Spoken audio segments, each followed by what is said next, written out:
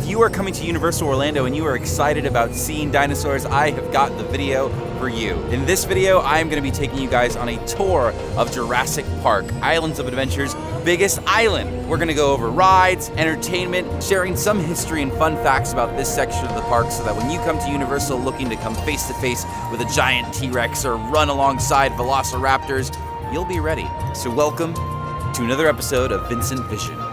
Wachow.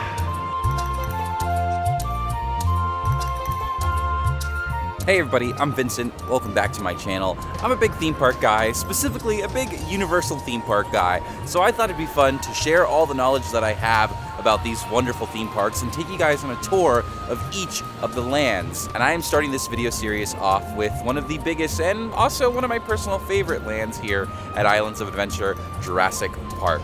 Now, a little bit of history. This land here opened in 1999, but this is not actually the first time that we have had a Jurassic Park experience at a Universal theme park.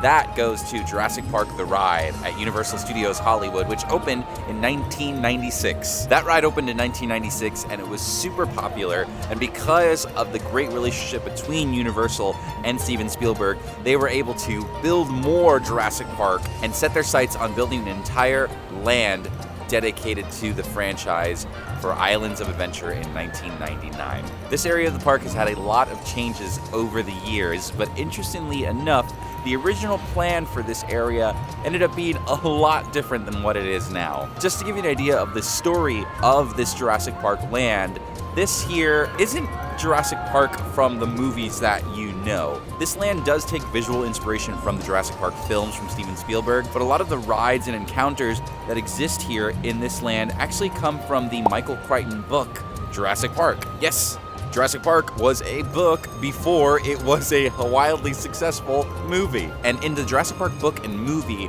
all of the action and incidents that take place are in Isla Nublar. This is not Isla Nublar. This is another island that John Hammond has built. This is Isla Aventura, which in Spanish translates to Adventure Island, Islands of Adventure. This is a land where he has learned from the mistakes of Isla Nublar and Isla Sorna from the Lost World, and he has corrected them, and we are now walking and stepping foot into a successfully operating Jurassic Park for now. You can learn more about the history of the land in Jurassic Park's original marquee attraction, the Jurassic Park River Adventure. And it's actually a really, really fun piece of trivia right at the entrance of that ride. As soon as you enter the queue, there is a model for the Jurassic Park island that you are on. And if everything had gone to plan, like they wanted to expand this land, you would have been seeing all of the different attractions that would be existing at Jurassic Park. When the Jurassic Park land first opened up, the original plans for expansion were to be to add a Jeep ride where Skull Island Reign of Kong is now, and a simulator called Helicopters, which would have been like a soaring over Jurassic Park type situation. You can see those would have been rides on the model at the entrance of the River Adventure, right alongside the Camp Jurassic, the Discovery Center, the River Adventure ride itself. It's fun to see that little hint of what this place could have been like if they had stuck with those original plans. But now that we've talked a little bit about the rides that would have been here at Jurassic Park, let's talk about the rides that are actually here. And let's start off with the most legendary of attractions, one of the opening day rides here at Islands of Adventure, the Jurassic Park River Adventure. Jurassic Park River Adventure is an awesome ride here at Islands of Adventure. This is a water ride where you get on a boat and you get the typical Jurassic Park adventure. It's supposed to be a gentle boat ride where you're just seeing the herbivores, something goes horribly wrong, you end up in the carnivore area and you have to escape a giant 30-foot tall T-Rex down an 85-foot drop into the darkness, into this big old splash behind me here. I consider Jurassic Park River Adventure to be an absolute must-do if you're coming to Islands of Adventure. This is one of this park's most memorable, iconic attractions, and you gotta check it out if you're here. Now, as far as like Easter eggs and little secrets on this ride, I'm surprised to say that there's actually not that many that I know of. There are two things that I can think of. The first is that when you are entering the carnivore paddock for the first time on this ride and you notice the two Compy dinosaurs fighting over the t-shirt, whatever name is on that badge is usually the employee of the month for the people who work at that ride. When you're entering the building and getting ready to go up the lift hill, look to the left by the screens and you'll notice a Barbasol can. That's supposed to be the can from the first movie that Dennis Nedry uses to try to steal the DNA samples out of the park. Seems like he left it on the console over there. Oh my god. We've talked about the OG attraction here at Jurassic Park, but there's a new king, or I should say queen, because all the dinosaurs here at Jurassic Park are bred as female, in town. I am talking about, of course, the Jurassic World Velocicoaster, Islands of Adventure's newest ride and their newest mega coaster. This is a launch coaster. It launches you at 70 miles an hour up a 155-foot hill at an 80-degree angle that is almost straight down, folks. This thing goes upside down 4 times, and it does all of that with just a lap bar. This thing is nuts. It's awesome, but it's nuts. The storyline of the original Jurassic Park land was that you were on a completely different island. Jurassic World takes place in the movie Jurassic World, specifically before the events of Jurassic World. This here, the Velocicoaster, is just another attraction at the park. They have thought that just seeing dinosaurs was not exciting enough. They want you to ride alongside velociraptors. And the good thing is that velociraptors can only run up to about 60 miles an hour.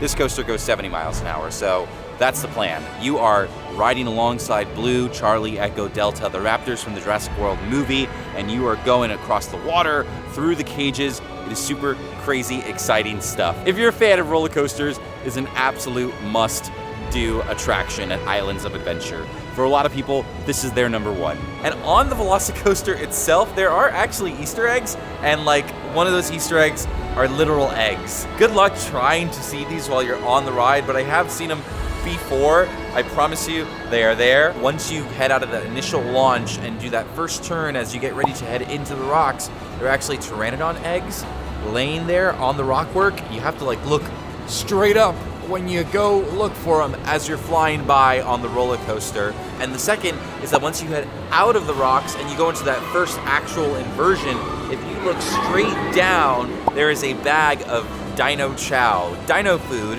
which is a reference to what used to be where the Velocicoaster is now. It was this really awesome, super detailed walkthrough called the Triceratops Encounter. You would see all the different things they used to take care of the animals, all the food, the cages, so on and so forth. And then at the end, you got to go inside this giant room with an actual life-size Triceratops you could pet and interact with. It was really, really cool, but that closed a long, long time ago and Velocicoaster took its place. And that bag of Dino Chow that you see on the roller coaster actually used to be part of the Triceratops Encounter.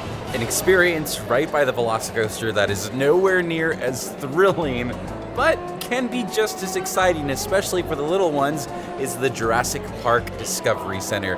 This has been here since the park opened up, and this is an interactive play area where kids can learn more about what it is to discover and create dinosaurs. There are a few interactive exhibits down here which are definitely from the early 2000s. But I think the coolest thing that you can find down here, and I think is super underrated as well, is that multiple times throughout the day, here at the Discovery Center, people can witness a baby raptor hatching from its egg in front of your very eyes. And no, it's so, so cool. This is a really great interactive experience that kids will love. And if your kid gets lucky, they'll actually get to name the baby Velociraptor and receive a certificate to go alongside with the naming. As far as like Easter eggs and things in here, there aren't too many.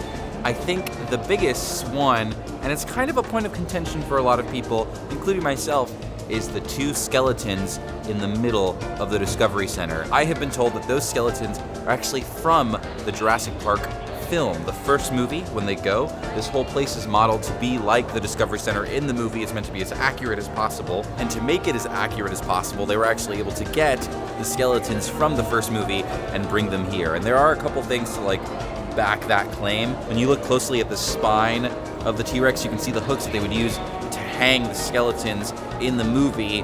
And you can also see the pieces that were broken apart in the film when they're climbing all over them at the end. You can see the pieces bolted together at those connecting points. So I wouldn't be surprised if these are the ones from the actual movie, but it's definitely fun to think about for now. Just gonna try to go for you. Oh, that's okay, that's okay. It seems to be quite popular with the dinosaurs here. Hello! Oh, there you go. You just made her day. Oh, yeah, good, I'm glad. I bet some of you have no idea where the heck I'm at right now, and that's totally okay. I'm actually in one of the caves inside Camp Jurassic. This is a super interactive, giant children's play area near the Jurassic Park River Adventure that's kind of cool for adults too. There are tons of slides and nets and things like that, but there are also caves and caverns to explore. It is also home to Pteranodon Flyers, an extremely popular kids ride where you get to ride under a pteranodon and fly over Jurassic Park. For those who have been here before, this is that ride that you see as you're walking along and you go, how do I get on that?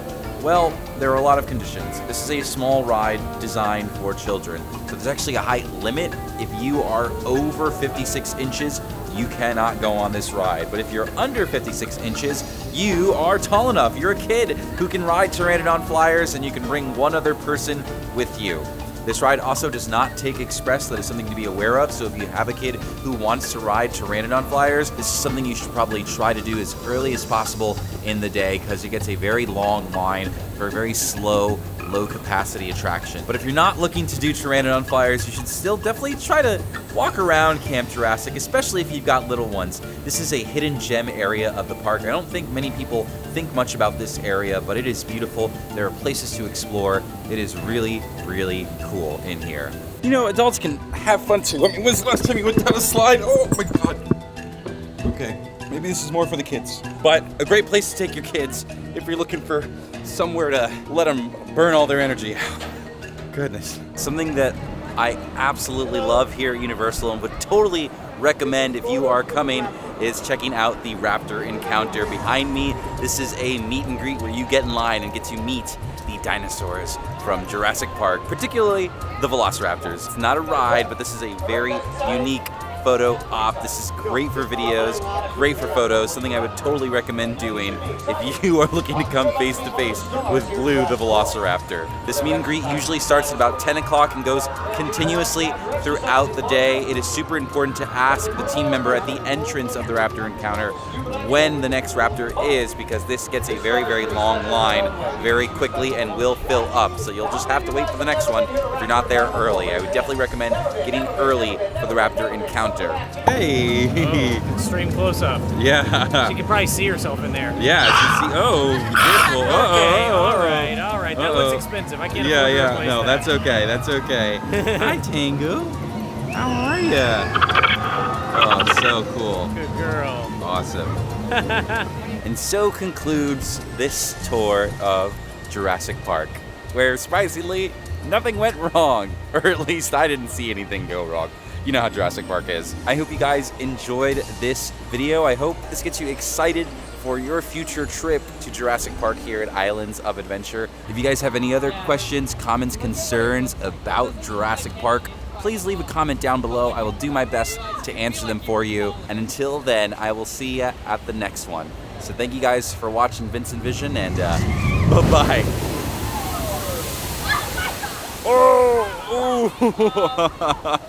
Okay, this is a good spot to stand if you want to get just a little wet. This is good. Bye-bye.